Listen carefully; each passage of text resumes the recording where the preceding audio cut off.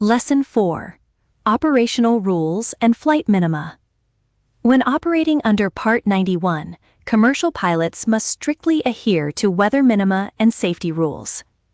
For a visual flight rules, or VFR, takeoff at a controlled aerodrome, you need a minimum cloud ceiling of 1,500 feet above ground level and a flight visibility of 5 kilometers.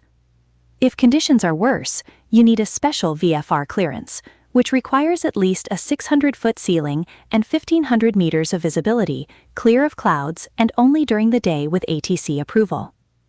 In Class C airspace at or above 10,000 feet, VFR flight requires 8 kilometers of visibility. If you are flying under Instrument Flight Rules, or IFR, over designated mountainous terrain in Papua New Guinea, you must maintain at least 2,000 feet above the highest obstacle within a 5 nautical mile horizontal distance. Furthermore, if you are flying IFR to a destination that has no published instrument approach procedure, you must either proceed to an alternate aerodrome that does have an approved procedure, or ensure that visual approach weather conditions exist. Passenger safety is paramount. Before takeoff, the pilot or crew must ensure all passengers are briefed on emergency exits, seat belts, oxygen, life jackets, and smoking prohibitions. Smoking is strictly prohibited on all commercial passenger flights and in lavatories.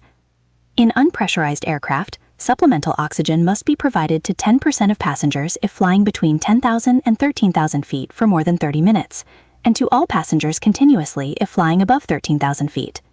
Finally, all cabin baggage must be securely stowed in approved lockers or under seats, so aisles and exits remain clear.